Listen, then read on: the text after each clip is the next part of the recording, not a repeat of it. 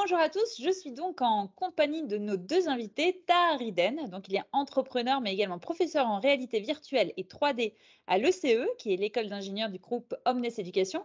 Et puis on est également rejoint par François Stéphan, qui est le directeur de l'ECE et du pôle digital et data. Bonjour à tous les deux. Bonjour Florence. Bonjour Florence. Alors pour commencer, François, donc là on va parler, on continue à parler de l'univers du gaming, on va découvrir un nouveau métier. Est-ce qu'on peut dire que c'est un secteur à potentiel en termes de business, le gaming?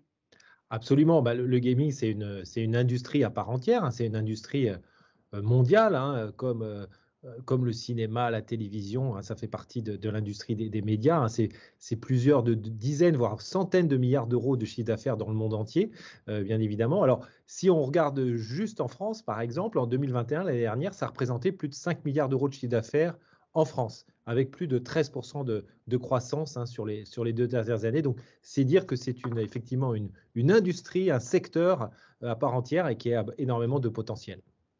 Parfait. Bon, déjà, donc on peut continuer la discussion. On est rassuré. Je vais me tourner vers toi, Taha. Donc, tu formes des futurs développeurs experts en réalité virtuelle et en 3D à l'ECE, à l'école d'ingénieurs du groupe Omnes Éducation. En quoi est-ce que le monde du gaming a besoin de ces compétences, la réalité virtuelle, la 3D? Tout à fait.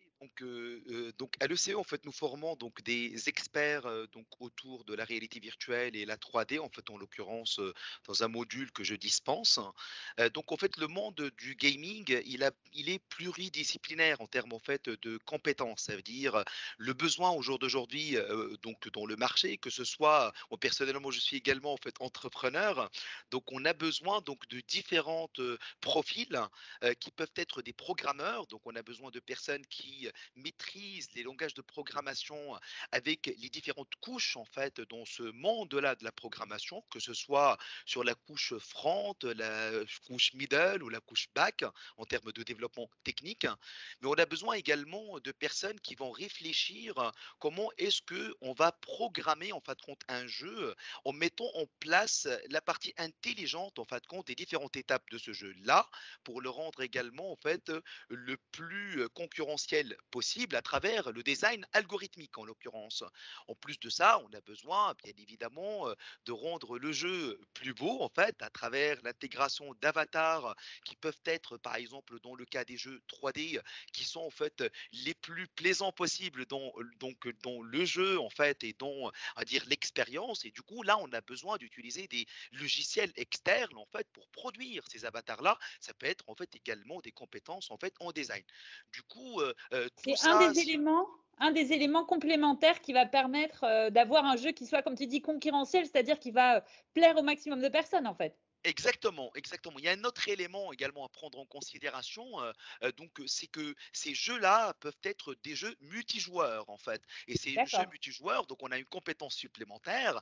Comment est-ce qu'on peut donc faire cet accès concurrentiel, en fait, par rapport à une compétence particulière en online avec différents joueurs? Donc là, en fait, on a besoin de la compétence, bien évidemment, du réseau, en fait et de la C'est un savoir-faire communication. encore différent.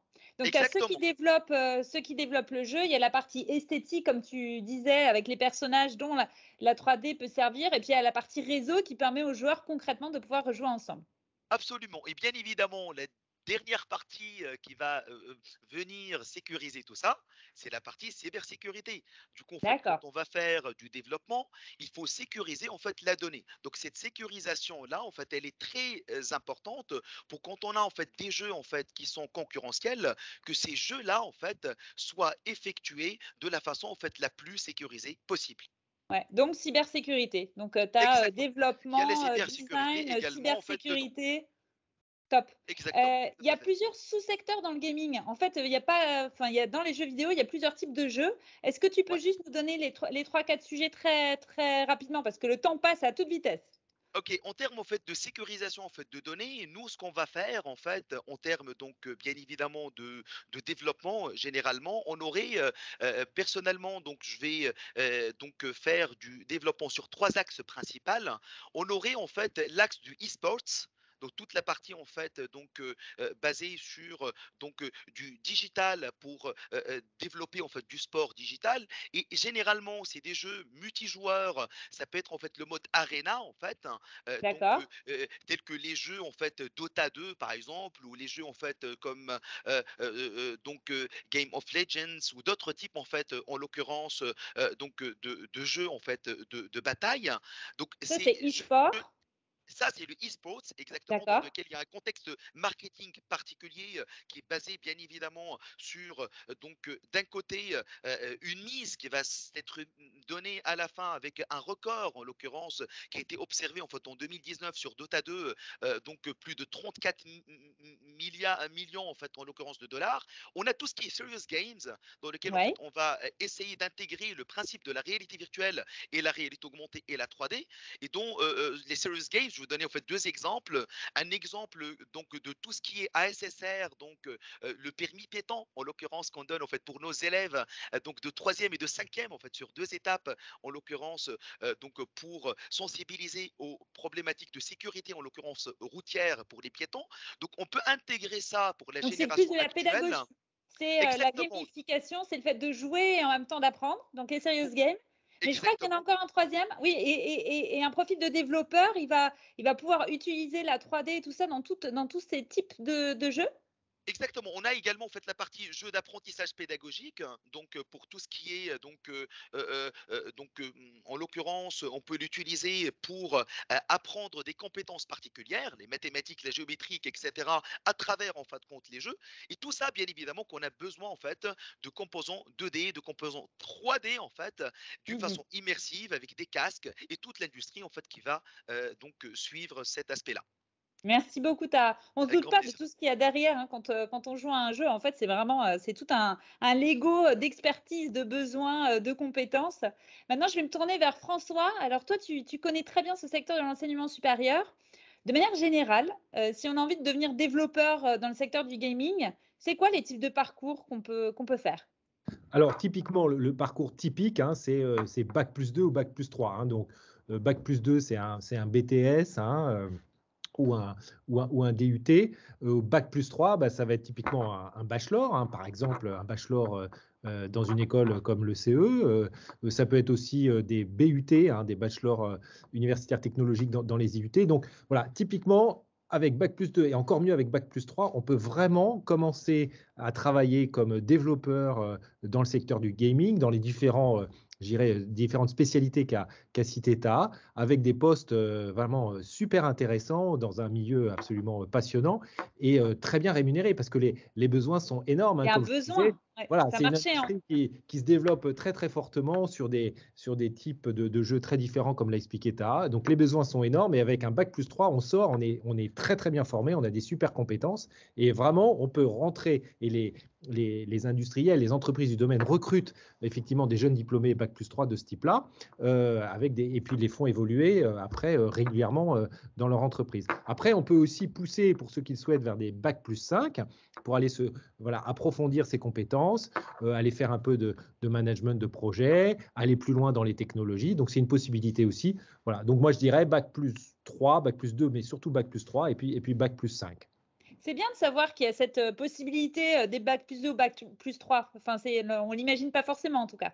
Ah oui, oui, et de plus en plus, hein, et d'ailleurs, ça, c'est vrai dans les métiers du logiciel en général, hein. Ouais. Il y a de tels besoins qu'effectivement, Ils préfèrent être formés, après on voilà, on ne finalise peut la pas se formation sur le dire on terrain. veut que des bac plus 5 parce qu'en plus, avec un bac plus 3, on est déjà très bien formé. Ouais. On est en général très à l'aise sur le maniement des technologies. On est un véritable expert et on est un ingénieur au sens anglais. Alors, on n'a pas le diplôme d'ingénieur au sens français, mais on a un métier ingénieur, c'est-à-dire on est développeur, ingénieur, on est security engineer, on est network engineer, etc.